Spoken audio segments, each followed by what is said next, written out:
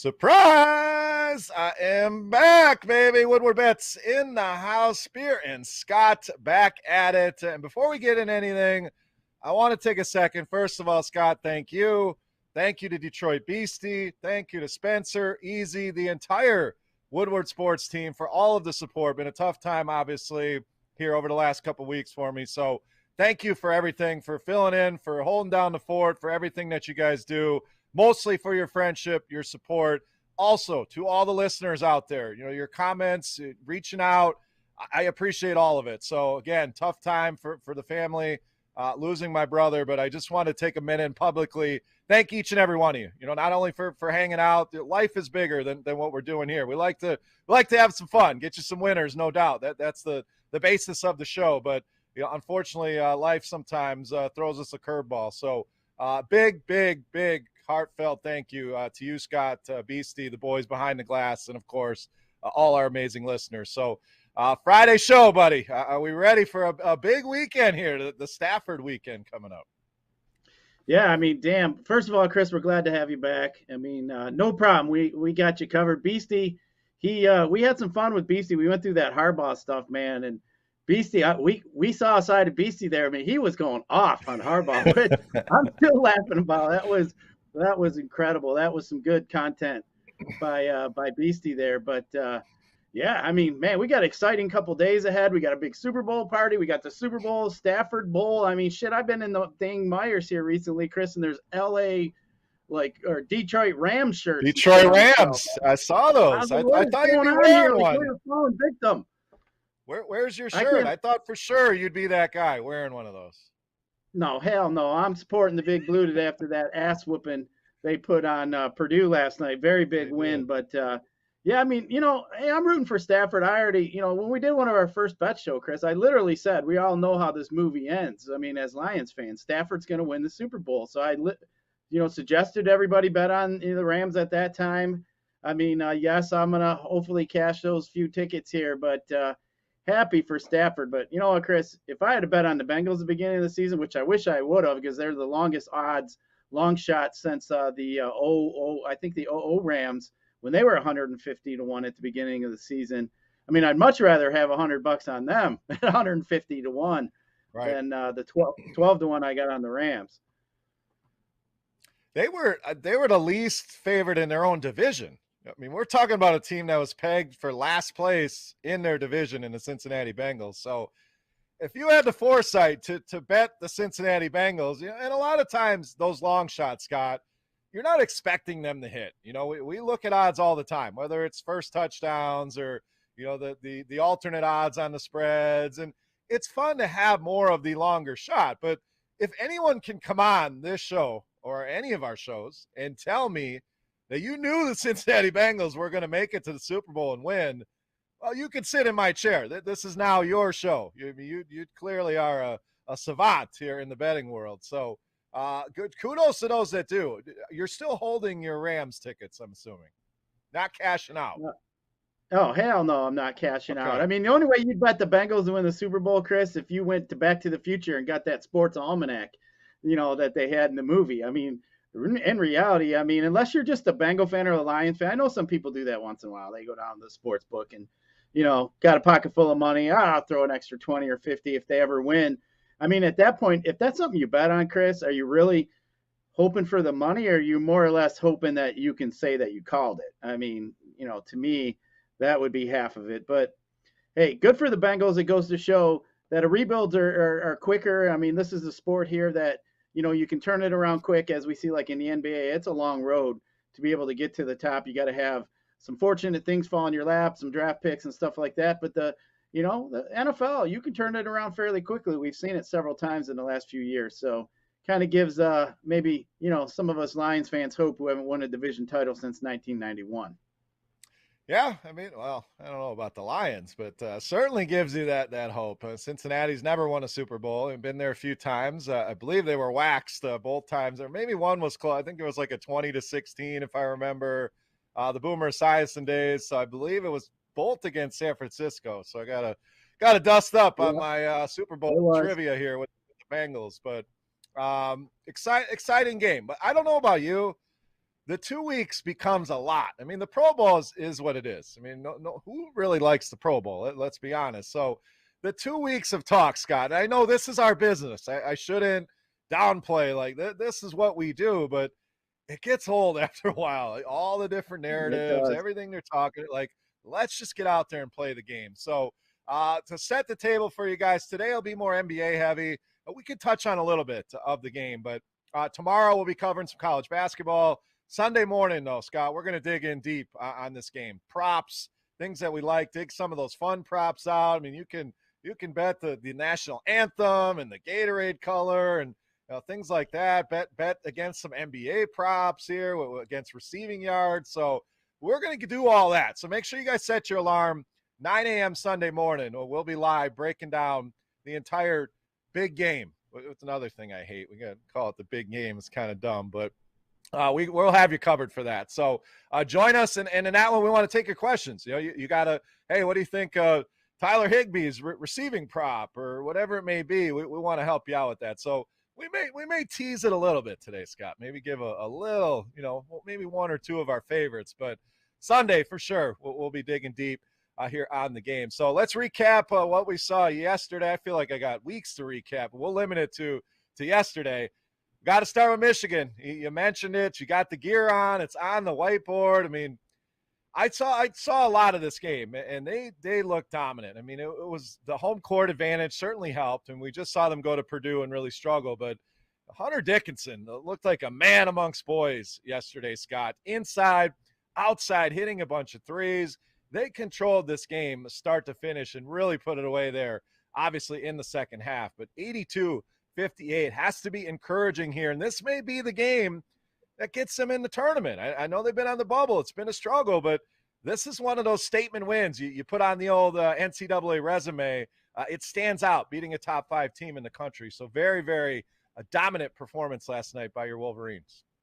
Yeah, I mean, Hunter Dickinson, I mean, he is a man amongst boys. I mean, that guy is something else. His touch around the rim is incredible. He is what, basically he just drives the bus here for Michigan. I mean, you look at the stat line. I mean, they were just nailing it from behind. They were 12 from 21 from three-point land, 57%. I mean, that pretty much says it all at that point. Brooks was 4 for 4, Dickinson 4 for 6, Houston 4 for 6.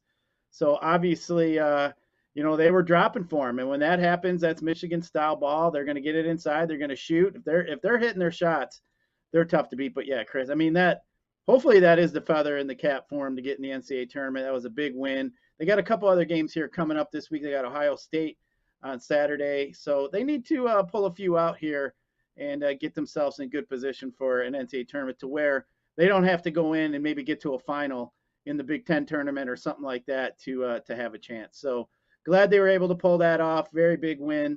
And I've been mentioning here lately how tough it is to win on the road in college basketball. We've seen it time and time again here recently where, good teams, even like Auburn, they go in, everybody sucked in on them the other day when they were -1 against Arkansas, and then they end up getting beat. But very tough for these college teams to go on the road and win. Yeah, you see a lot of those games. The spread looks enticing, and it's a top 5 team in the country, and sometimes they're underdogs. The spreads can be very low, and you nailed it. Yeah, college basketball, you got some ferocious environments. I mean, these students get into it. So we could spend hours and hours talking college basketball, and we're certainly going to have that. The NFL obviously winding up here. So we will turn to a very heavy NBA and college basketball centric show here for a while, waiting on baseball. So we'll dig in more. March Madness, one of my favorite events of the year, Scott. It's just you get that whole opening weekend is fun. The whole tournament, the Final Four. I mean, it's spread over such a large amount of time. It's just an amazing event. So we'll continue to dig in to some college hoops. Let's turn our attention to another local team who was on the other end of a beatdown last night. And pretty sure we both like this one. I think you said you gave the first half on the show yesterday. I was back on the bottom line with Braylon and Ryan Armani yesterday. Gave Memphis, this was just a mismatch. Memphis has been on fire. Detroit without Cade Cunningham, even as an 11-point favorite, felt pretty good about it. So hopefully you guys caught that, or you caught the show here yesterday for that winner. But Scott, kind of ugly last night with Memphis, 132 to 107. Just a beatdown from start to finish here.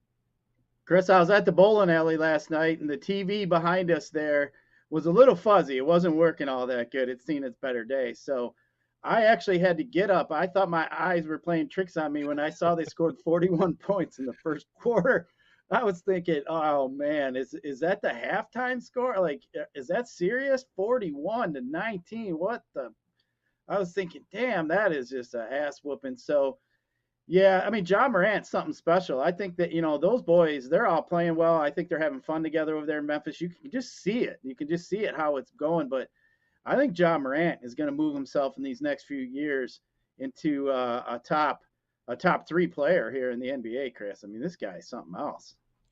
I think he might be already there. Maybe not top 3. I mean, you still got to include LeBron and Kevin Durant, Steph Curry. That's probably the consensus top 3. But I don't think including him in the top 10 right now is out of the question. I mean, this kid's playing at an incredible level. So last night, 23 points for him. So, the shooting was a little off, 7 for 17 in that game. Pistons, Jeremy Grant, 20 points, 17 each from Sadiq Bey and Hamidou Diallo, 12 off the bench for Frank Jackson. So we'll see when we get the Marvin Bagley debut. So I'm sure you guys talked about it. I didn't catch the show yesterday, but quick thoughts here on the Bagley trade from me.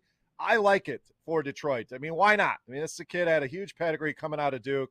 Yes, he struggled with injuries. I know he's missed, I think it's 40% of his games, but he's also showed flashes. And what do you have to lose? What, you already had the reclamation project of Josh Jackson.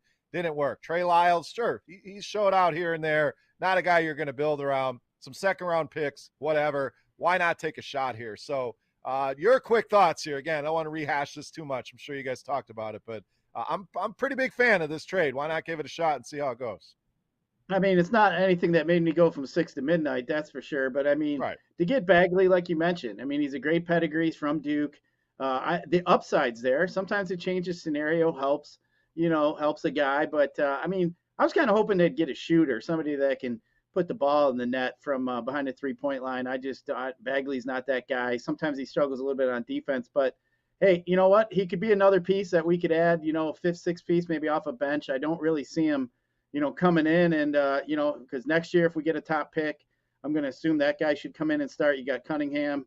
Don't know what they'll end up doing with, Grant, whatever else, but hey, I don't mind it at all. I mean, like I said, it wasn't anything that really excited me all that much, but hey, I'm glad they're trying. I mean, it shows they're trying. They're doing stuff. Troy Weaver, if he sees something he thinks is going to make the team better, I like that he's just willing to do so and go for it. So, I mean, not trading Grant, I mean, it wasn't fitting well for him. So, I mean, it just kind of shows, they're just not going to do something just to do something, that he's calculated. And that's what I like. I think that they're on the right path to finally getting to be competitive again. Yeah, for sure.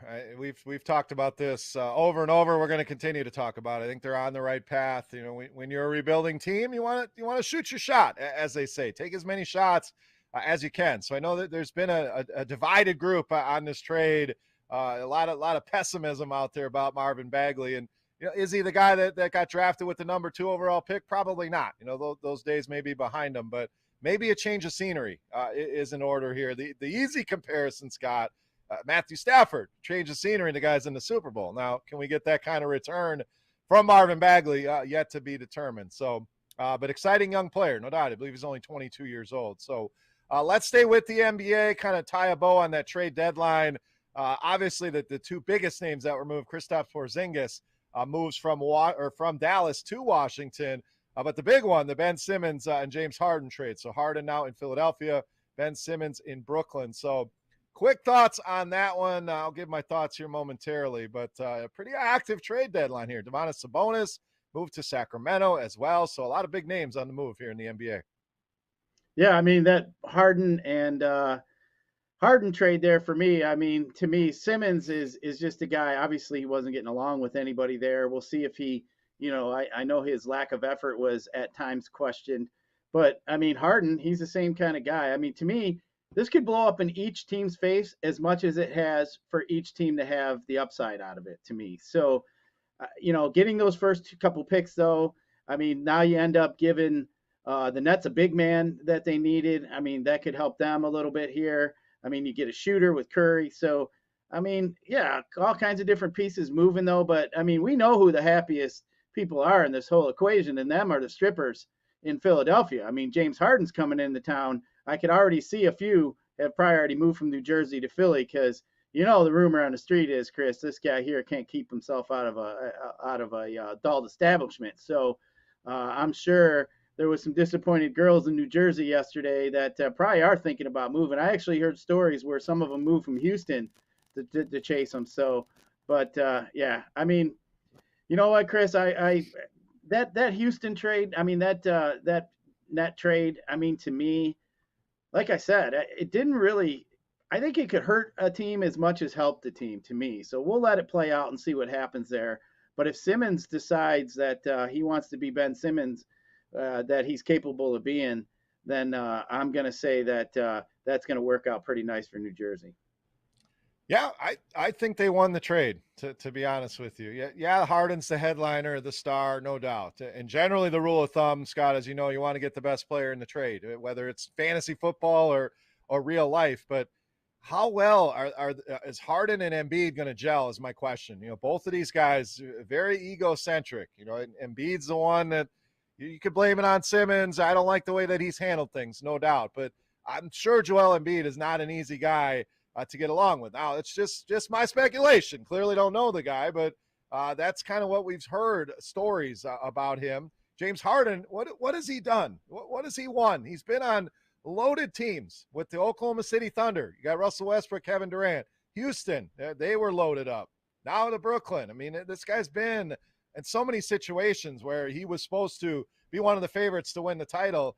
He hasn't done that. We know the issues that he has outside of the strip club issues that you mentioned, on the court, off the court, the weight thing. I mean, just so many different things that going on with Harden. So how well can those two incorporate into that lineup? Also, who do you have behind that? Yeah, Tobias Harris, a nice player, but you lost a lot of your depth. I mean, you can laugh about Seth Curry. The guy's a monster from three-point land. Andre Drummond, whatever, but it's a backup big, and you're giving up some draft picks. So Harden and Embiid, is that enough to carry you to a title? I don't know. Simmons, we'll see how well he can fit with Durant and Irving. So like you said, this could be great for these teams. This could blow up in both of their faces.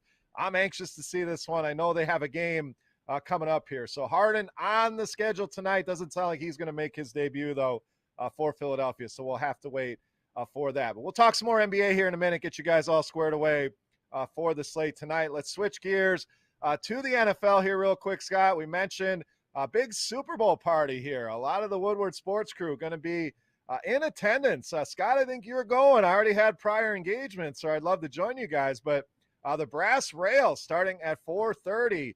Going to get things going. So, Scott, excited for this Woodward Sports Super Bowl party.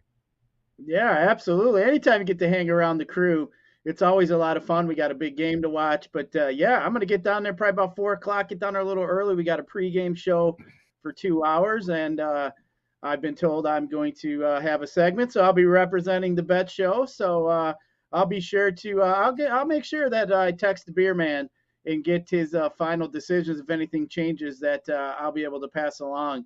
So, yeah, come check out the show.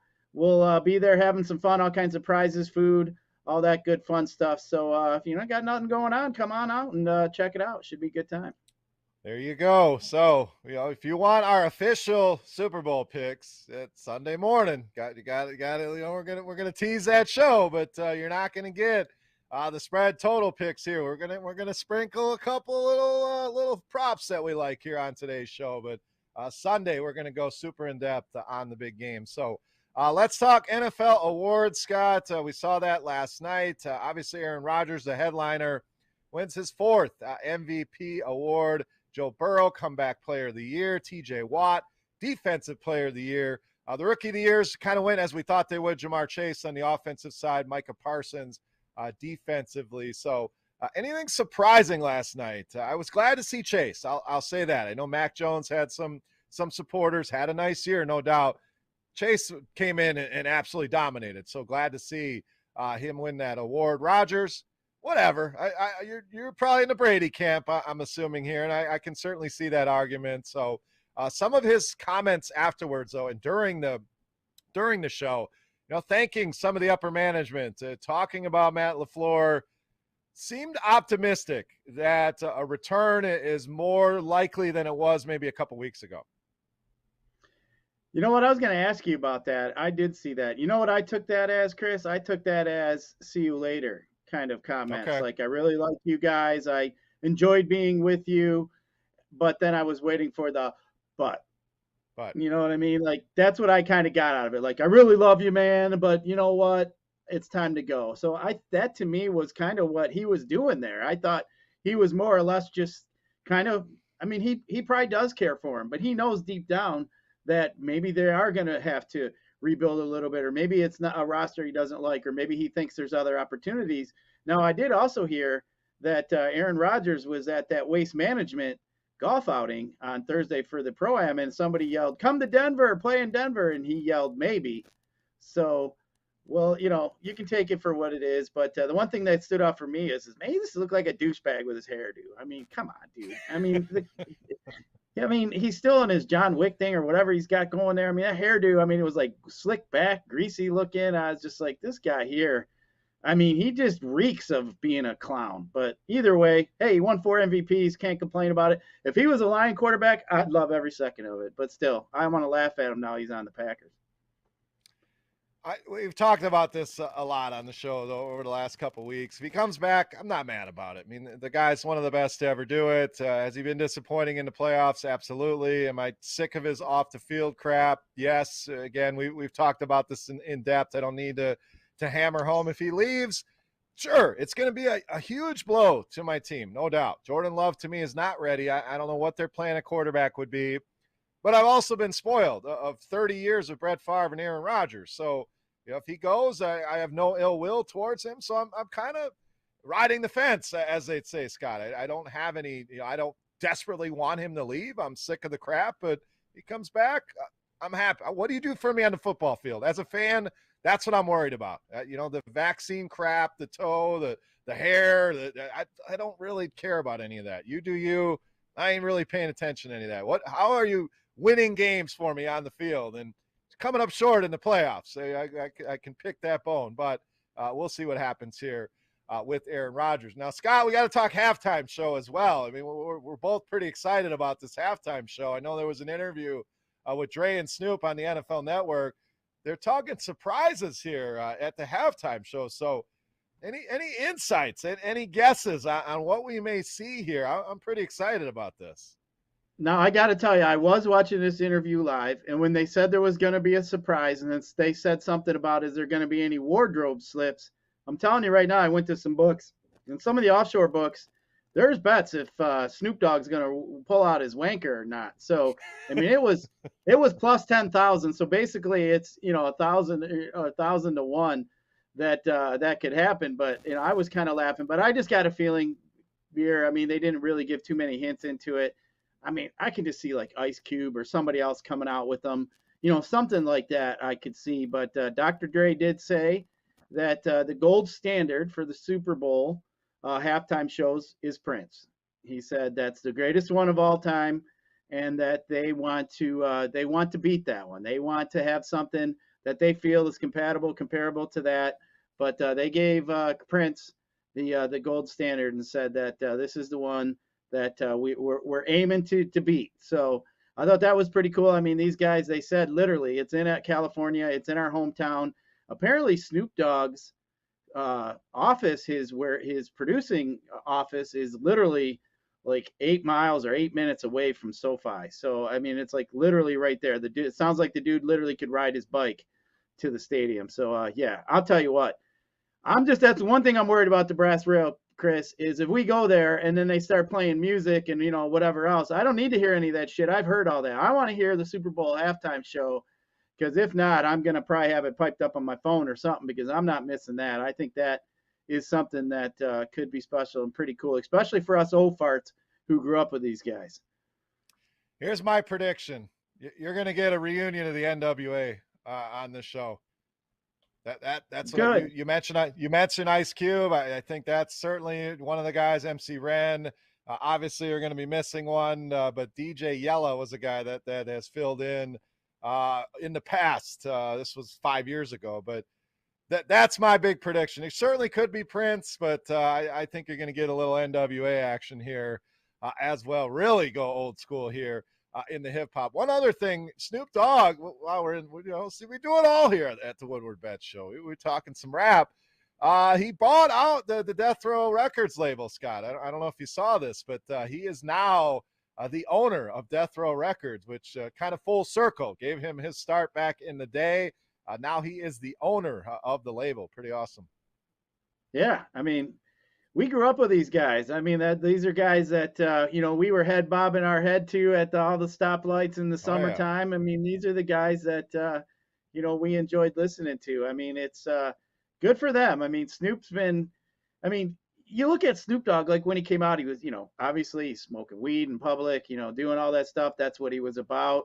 And then it was just like weird. He went, all of a sudden he's with Martha Stewart and he's doing all this good stuff. You see him coaching football teams. I mean, the guy is he's a stand-up guy. I mean, he was walking a path that he could have easily fell, into cancel culture or whatever else. But he's kept himself, squeaky clean, so to speak. I mean, he's really not got himself in any kind of, messes or trouble. I mean, you hear a little bit here and there, but good for Snoop Dogg, man. I think all these guys have been good for the music industry, that's for sure. But I mean, Snoop's definitely an icon. I've been to a couple of his concerts, and I'll tell you what, the last one here was about 2 years ago. I went up to Soaring Eagle, and it was Snoop Dogg, and it was Snoop Dogg and not Dr. Dre, but Ice Cube.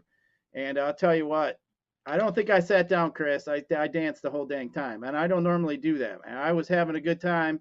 Couldn't stop, head bobbing, having great time. I mean, it was fun. And I'll tell you what, if this Super Bowl crew goes on any kind of concert tour together, you might as well book me up a ticket already because I'm going. We're in. We may have to do a live Woodward Bet Show from the concert. So Snoop, he's turned himself into quite the businessman. I mean, that guy's got his hand in everything, like you mentioned. I mean, we know he's involved in the marijuana game.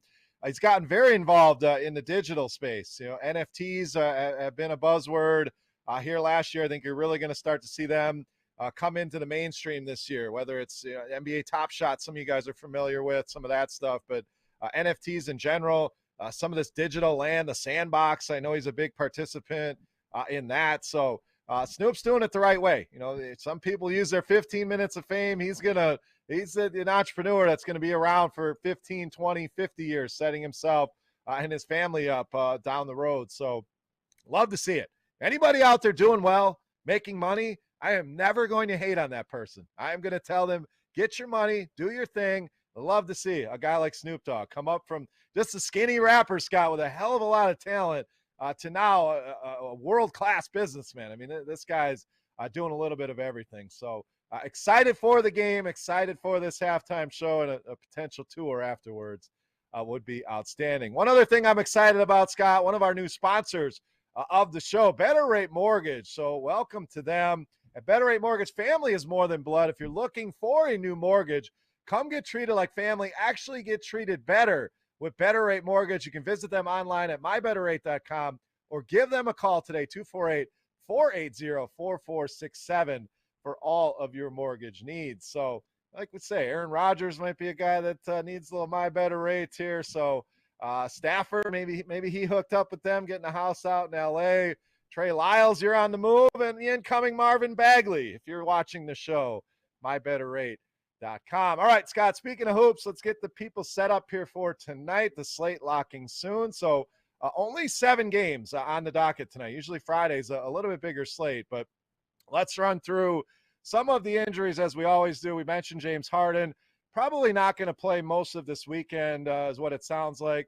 Shai Gilgeous-Alexander are going to miss again for OKC. He will be out for some time. No Darius Garland for Cleveland. Had a big game the other night. Gordon Hayward remains out for the Charlotte Hornets. No Lauri Markkanen for the Cleveland Cavaliers. They're also going to be, once again, without Colin Sexton. So going to be down some guards there for Cleveland. Rudy Gobert, still questionable, dealing with a calf injury. Anthony Edwards dealing with a knee injury for Minnesota. Also teammate D'Angelo Russell, questionable with a shin injury. And, of course, Cade Cunningham dealing with that hip injury. We'll see if he's able to get back.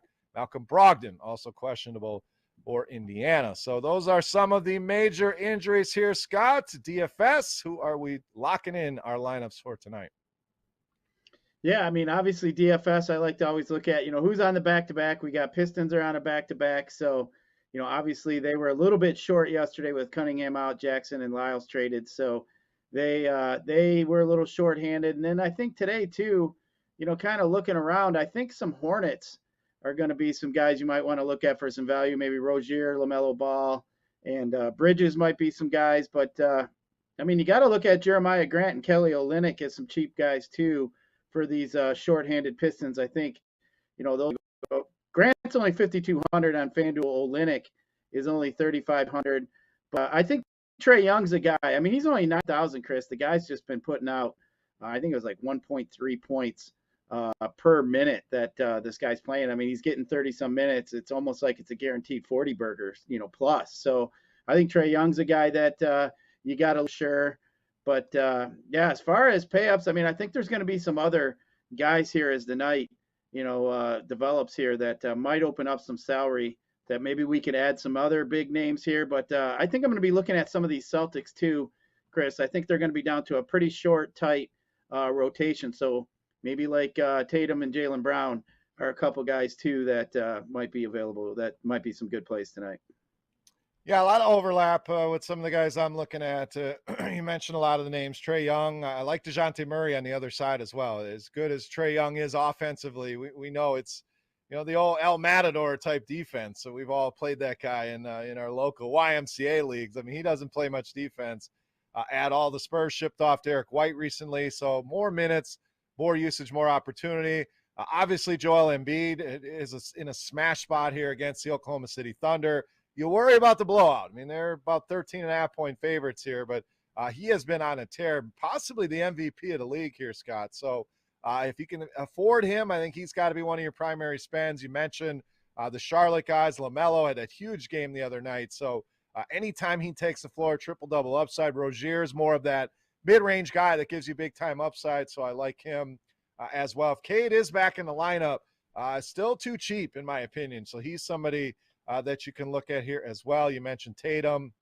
I really like him in the spot. Some value plays I'm eyeing up tonight. Kobe White of Chicago, huge total in that game, Scott. I mean, I don't know if you've seen this total, but maybe the highest we've had all year. This thing's at 241, I want to say, with Chicago and Minnesota. So a massive total there, but no Lonzo Ball. They're missing some other pieces there as well. Caruso, the Sanmu is questionable. So Kobe White getting some run. Cole Anthony, a guy I like if Jalen Suggs sits tonight against Utah. Diallo of Detroit, Scott. He's a guy playing a little bit more with Cade Cunningham. They got to score some points somewhere. It can't all come from Jeremy Grant. So I like Diallo here. Gogo Batadze of Indiana as a value center option. And then I mentioned DeJounte Murray, one of my favorite plays of the night. So let's dig into this Pistons game here tonight, Scott, see if we can pull anything out here. For the Pistons fans out there, looks like we're sitting, it was 7 down to 6.5 in some places, total about 226.5 here. Coming off that back-to-back here, Charlotte, 500 team, but we know the upside with Charlotte. A lot of great plays, a lot of good young players on that team. So anything standing out on that spread, on the total, anything in the player prop market you want to get on here in this Pistons-Hornets game tonight? I mean, just looking at these Pistons lately without Cade, they've just been awful. 1-5 against the spread their last 6 games. They're 1-5 against the spread in their last 6 games and an underdog. But as I mentioned the other day, Chris, yesterday actually we were talking about Memphis. I mean, these Pistons here, they've not covered the last 5 out of 6. They have not covered. So I mean, they've just been getting beat here. But Memphis was on such a good roll as far as covering the spread. But you look at Charlotte here. They've struggled as well. I mean, they have also not covered their last 5 out of 6, a margin of victory. I mean, they're losing by, 12, 15, 18, 15. So to me, Chris, I think it's just hard for me to bet on such an inconsistent team like the Hornets on the road. So, but I do like the under here in this game, Chris. I just think the Pistons, they're just not in sync, right? I just don't think their offense is really up to par right now. They're just a little bit discombobulated with some of the pieces missing, especially Cade. And then you bring in Grant and Olynyk back, who really weren't in, have not been involved in quite a while. So I just think that the flow is a little bit off right now.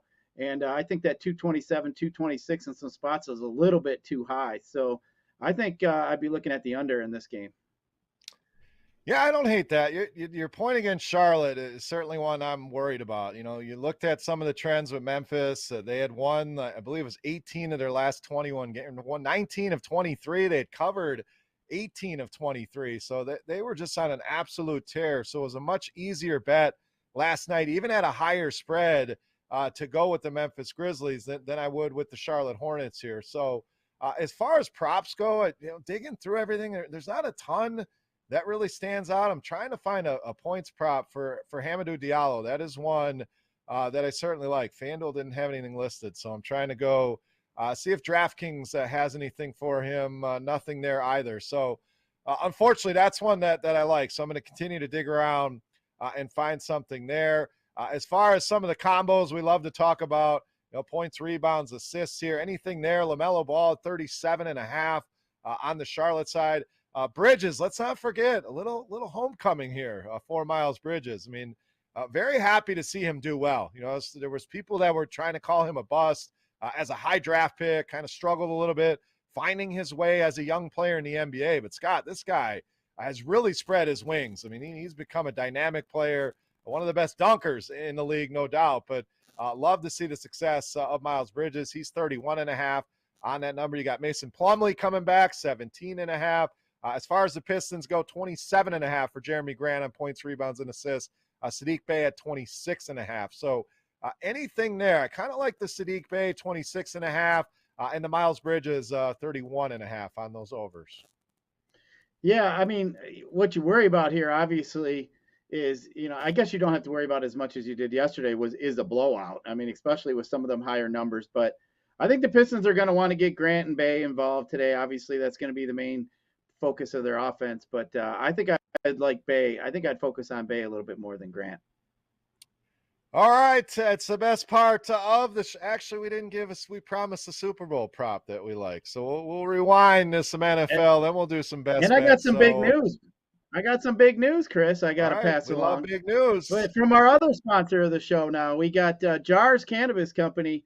They we got some special for the big game here. Jars Cannabis now offers delivery, same-day delivery. So if you want something, you just give them a little jing here for the big game. So during the big game, you're going to save huge. Now from February 13th, you can get some delivery bundles for your party. Now listen to this here. We got 3 big deals here. We got Dab Lovers Bundle Box, $150 at $250 value, 5 dabs, 6 edibles, and 3 rolls for $150. That's not bad. And then we got the Vape Lovers Bundle Box, $150. For a $250 value, you get 5 vape carts, 6 edibles, and 3 pre-rolls. And then my favorite one, since I'm old, the Flower Lovers Bundle Box, $150, $250 value. You get 1 ounce of pre-packed flower with 6 edibles and 3 pre-rolls. I mean, Chris, that's a hell of a deal. So if you're sitting around and you want some stuff for the big game, just go check out the Jars Cannabis Company at jarscannabis.com. and see what they can do here for a game. So, and also you get 20% off if you mention the Woodward Sports Network. So make sure you guys go over there and check out those specials here through February 13th. So only a couple days left to take advantage. I know Scott's ordered 3 of each of those specials. So he's gonna sample the product for us, but heard nothing but good things about Jars. So again, limited time offer. So take advantage, get set up. Don't wait till Sunday. Whether it's Jars, whether you're going to get snacks and wings, and get out ahead of it. When you're done with the show here, you submit your bets for tonight. Maybe go hit the store tonight, get yourself set up. Keep an eye on that Pistons game and some of the bets we gave you there, but get out ahead of it. So there's not a crowded stores on Sunday, last minute shopping for the Super Bowl. So speaking of the old big game, Scott, we don't want to give away the farm. Again, Sunday morning is when we're going to dive into this game. And I'm sure you guys have talked plenty of props along the way, but we're going to narrow it down and give you absolutely some of our favorite NFL best bets on Sunday, but we'll give a little tease here, Scott. So maybe not your favorite prop, maybe your favorite prop, whatever you want to kind of sprinkle in here. We'll give a little NFL flavor. So what do you got here for Sunday? Well, I threw up an article the other day about the different props that you can catch on the Woodward Sports website, but I'll give you two out. I do like that over Stafford rushing yards -110. I like McPherson over 1.5 field goals at -130. And Chris, I got two guys for the first touchdown. I'm going Cup +450 and Higgins at +1200 for the first. So I have a few others that we'll talk about on Sunday, but there's a couple that I got out already. I like that Higgins. Yeah, he's on my list as well. You think about the matchup, and Chase likely sees more of the coverage there, and we know T. Higgins capable of the big game. So I have a ton of stuff listed down. I do not have an article up like Scott did. Make sure you go and check that out on the Woodward Sports Network webpage. Great job by Scott narrowing down some of his favorite props. But I'm going to give you one for now. But again, you come back on Sunday. We're going to have all kinds of stuff for you guys to choose from. I'm going to go Cam Akers, Scott, here. And we always, we talk a lot of overs, but unders are generally the much sharper side to be on, in my opinion. So Cam Akers, a guy that's been great in his return, but he's a little bit banged up. I don't know that he's going to carry the whole workload here. Cincinnati was not horrible against running backs this season. I'm going under on his rushing yards prop, Scott. I saw 64.5 the last time I looked. He has yet to cross that number since returning from injury. So, a guy that's banged up, a guy that hasn't hit this number, sure, he could go nuts here in the Super Bowl, but his yards per carry has not been great. I think he could do some damage as a pass catcher out of the backfield. So we'll talk about that on Sunday. But to tease things, and again, we're going to have some more fun props. We're going to cover top to bottom, but we're going to hit you with an under here on Cam Akers rushing yards to get you started heading to Sunday. But not going to leave you hanging here. We got NBA on the docket here tonight. So, Scott, best bets time Friday nights. We got to get the people some winners. What do we got? Well, I'm going to look at, this under in the Pistons, the under 227 is a pretty good bet tonight. Like I said, I just think the Pistons have been struggling offensively. And then I'm going to roll with the Bulls tonight, minus the 3.5 against Minnesota at home. I think the Bulls have been playing well recently, 6-3 in the spread in their last 10. So I'll take the Bulls minus the 3.5. All right, you didn't snake one of my picks here, so I'm going to give you two here in the NBA. I'm going to start with Denver. You hit one of the games, but I'm going to go instead of a spread. I'm going to go a total. I'm going to go Denver, first pick here, +6 in Boston. I think this is going to be a competitive game. I think the Nuggets can win this game outright. So the Celtics starting to get it together.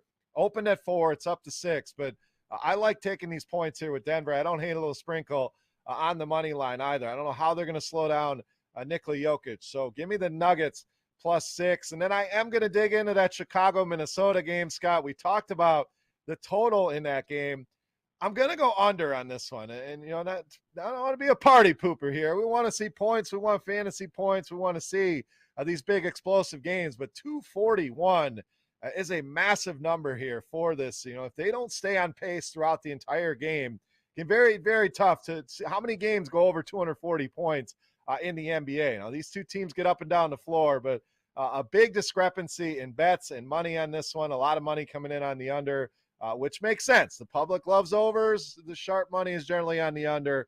I'm going under 241 on that massive number with the Bulls and the T-Wolves. So a couple best bets there, a little preview for the big game on Friday. We'll be back tomorrow morning, 9 a.m., covering some college hoops, get you all set up for a big Saturday. And, of course, returning once again Sunday morning, Super Bowl, big game, all the time, all the whole hour. We're going to cover that game. Excited to break that thing down. Excited to be done with the pregame talk and get into the game. Sunday coming up quick. So, Scott, final thoughts for the people here Friday night. What do we got?